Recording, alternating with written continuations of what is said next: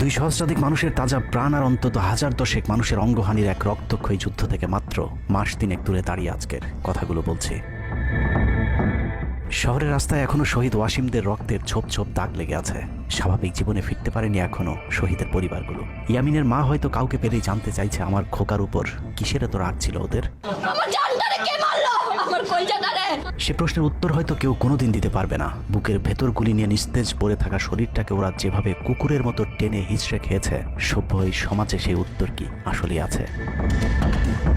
পুড়ে যাওয়া লাশগুলোর কথা মনে করে সারা জীবন হয়তো হৃদয়টা পুড়তে থাকবে হতভাগা সেই মায়েদের। শহীদ ওমরের মা এখনো মানুষ পেলেই হয়তো প্রশ্ন করছে, আমার ছেলের বুকে ওরা এতগুলো গুলি কেন করলো? মারার জন্য তো একটা গুলি যথেষ্ট।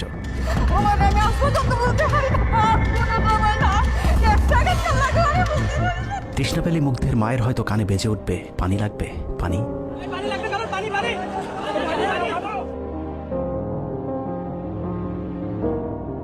শুনেছি স্বাধীনতা অর্জনের চেয়ে রক্ষা করা অনেক কঠিন।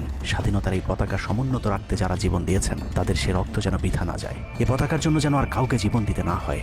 স্বাধীনতার এমন যুদ্ধ আর দেখতে চাই না। এ যুদ্ধের প্রতিপক্ষ অনেক হিংস্র, খুব নিষ্ঠুর।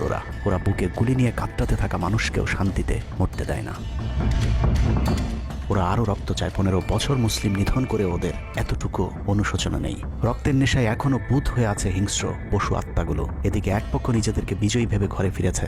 ঘরে ফেরার আগে যাদের বাড়ি ঘরে আগুন দিয়ে ঘর থেকে বের করেছিল, সেই শত্রুকেই আবার তুলে নিয়েছিল নিজেদের ঘরে। ছাত্রলীগ নিষিদ্ধের কথা বলছে। এই নিষিদ্ধ করবার ম্যান্ডেটটা, নিষিদ্ধ করবার অধিকারটা তাদেরকে কে দিল? তারা এই দেশের মানুষ, রাজনীতি করার অধিকার সকলের আছে। আমাদের কেড়ে নেওয়া যেমন অন্যায় ছিল, আমরা আরেকজনের কেড়ে নেওয়ার অধিকার, এটা আমরা এভাবে বলি।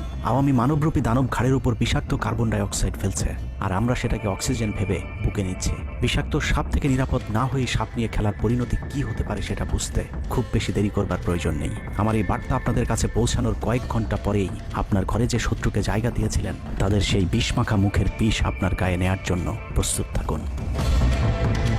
পূর্ব দিকে তাকিয়ে দেখুন, আকাশ আবারও কালো হয়ে এসেছে।